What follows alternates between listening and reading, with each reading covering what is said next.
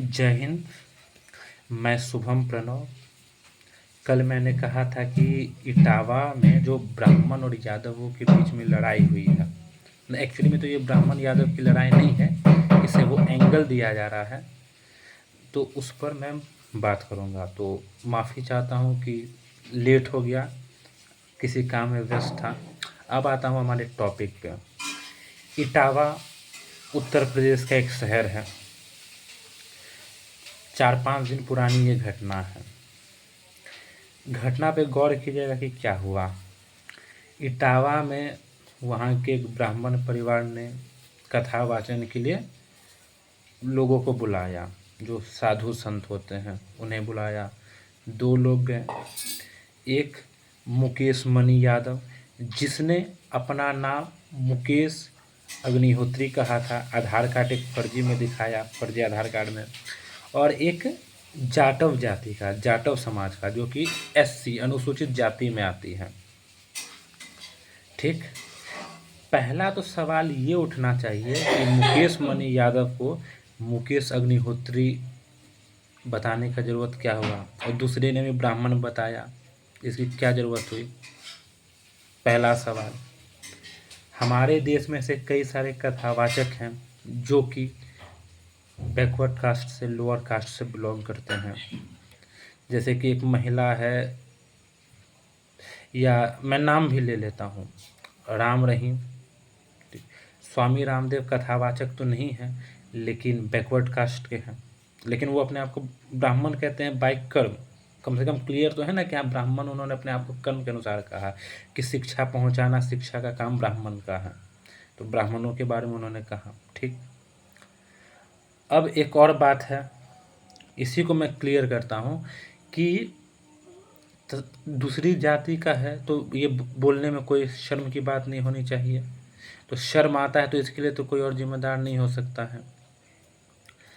फिर कहा गया चोटी काटने को लेके बात। तो असल मामला क्या हुआ कि महिलाओं के साथ बदसलूकी की गई, जिस महिला ने बुलाया।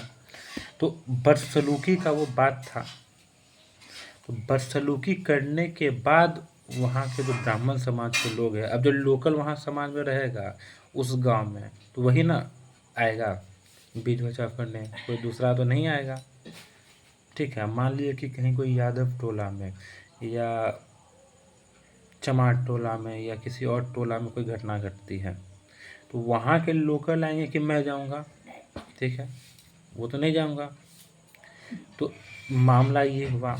ठीक है, ये ऑन रिकॉर्ड बयान है। इसे यूपी के deputy chief minister Shri Brajesh Pathak ने बोला है इस बात को। ठीक है। फिर एक और बात क्या लगी कि वहाँ भगवान को जो गाली गलौज की बात कही, लेकिन मेन मामला बदसलूकी का रहा महिलाओं से। जाति का एंगल यहाँ तक नहीं था। अब मीडिया ने इसे बना दिया, क्योंकि upper caste, lower caste, backward, forward, Hindu मुसलमान का जब तक मामला नहीं रहे तब तक तो रोटी सेकाएगी नहीं। बात ये हुई। अब यूपी के जो एक्स चीफ मिनिस्टर हैं अखिलेश यादव, जो कभी भगवान परशुराम की मूर्ति लगाने की बात करते हैं, या अचानक ब्राह्मण प्रेम उनका जग जाता है, उन्होंने इसे बोला कि नहीं, ये तो यादव ब्राह्मण, ये तो पिछड़ों पे लड़ाई है, लेकिन अब पीडीए समाज का दक्षिणा दान नहीं ग्रहण करें। तो मुझे जहाँ तक याद है कि ये जो कमाई होती ये तो उस कथावाचक की थी जो कि ब्राह्मण ना थे। ठीक है, तो कथावाचन का काम तो वो भी कर रहे हैं। अब इस देश के लिए तो शुभांशु शुक्ला अंतरिक्ष पे गए। ठीक है ना, अंतरिक्ष के सब स्टेशन पे जाने वाले वो पहले व्यक्ति हैं, पहले भारतीय व्यक्ति। ऐसे तो अंतरिक्ष पे एक और राकेश शर्मा गए थे, वो भी ब्राह्मण थे। शुभांशु शुक्ला उत्तर प्रदेश के ही ब्राह्मण हैं, तो ये भी बात है। हाँ, एक दाद दूंगा कि मायावती जी ने इस मामले पे लेकर कुछ नहीं बोला, जो कि दलित थे, उनके भी जाति से एक थे, जाटव जाति से, लेकिन उन्होंने नहीं बोला क्योंकि वो बात को समझे। मायावती वैसे भी अखिलेश यादव जी के मुकाबले ज़्यादा समझदार है। तो अब महिलाओं से बदसलूकी का मामला आया, या और भी अगर कोई मामला है तो ये पुलिस की जांच का विषय है। इस पे तो राजनीतिक दल को चर्चा नहीं करनी चाहिए। ब्राह्मणों को उस गांव में परेशान किया जा रहा है, इवन जब पुलिस गई तो यादव समाज के जो ठेकेदार हैं, यादवों को नहीं, यादव समाज के जो ठेकेदार हैं, उन लोगों ने उन पे हमला किया तो पुलिस ने चुन-चुन के लोगों को मारा पीटा। इसके कारण गरीब यादव भी परेशान हो गए। एक की करने की सज़ा सभी को मिलने लगती है, ठीक है? ये बात है। मुझे आश्चर्य लगा कि शुभंकर मिश्रा, स्वामी रामदेव, बागेश्वर धाम सरकार जैसे लोगों ने भी इसे गलत पॉइंट ऑफ व्यू से बताया। शुभंकर मिश्रा वगैरह से मैं आमतौर पे समझदार समझता हूँ और हैं भी अच्छे पत्रकार हैं, लेकिन ये वो उस बात को समझ नहीं पाए। कुमार विश्वास से जब पूछा गया तो उन्होंने बोला कि जांच का विषय है, कथा वाचन का अधिकार सभी को है, हर एक जाति से पुजारी बनते जा रहे हैं। ऑन रिकॉर्ड मैं ये बोल रहा हूँ, इसका मैं सबूत दे सकता हूँ। तो इसका सबूत क्या दे सकता हूँ कि तमिलनाडु में भी बहुत सारे दलित लोग पुजारी बने हैं।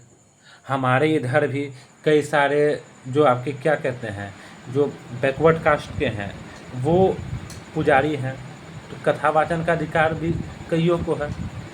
मुरारी बापू फेमस कथावाचक हैं, बैकवर्ड कास्ट के हैं। उमा भारती जो मध्य प्रदेश की मुख्यमंत्री भी रही हैं, संत हैं, वो लोध समाज की हैं।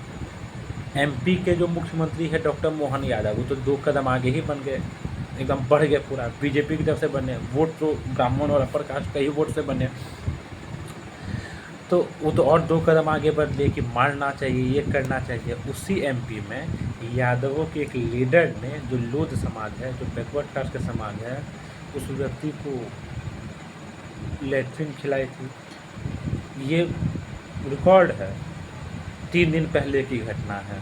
न्यूज़ में कम हाईलाइट से आया क्योंकि यहाँ तो पिछड़ा हो जाता तो मज़ा तो आता नहीं, मज़ा तो अगला पिछड़ा करने में आता है। तो इसीलिए मतलब मेरा कहना है कि इस ढंग का मुद्दा ना हो, ठीक है? अगर आप पिछड़ा, फॉरवर्ड, बैकवर्ड, इससे आप समाज को तोड़ रहे हैं। शक्ति समाज को जोड़ने से बढ़ती है, तोड़ने से नहीं। मैंने यादवों के विरुद्ध में यहाँ एक भी शब्द नहीं बोला या किसी भी पिछड़े के विरुद्ध में नहीं बोला, क्योंकि मुझे नेता नहीं बनना है। नेता विकास के कार्य में होता है, समाज को तोड़ने में नहीं, ठीक है? तो ये मुद्दा ये है। और अगर मैं खुल के कहता हूँ कि अगर उस ब्राह्मण परिवार ने झूठ बोला है या वहाँ के ब्राह्मणों ने गलती की है तो उन पर सख्त से सख्त एक्शन होना चाहिए। हाँ, उनको मारना पीटना नहीं चाहिए था, तुरंत पुलिस के पास जाता। यहाँ पे एक थोड़ा मिस्टेक हो गया जिसको उन्होंने स्वीकारा भी। जय हिंद, जय परशुराम, जय श्री कृष्ण।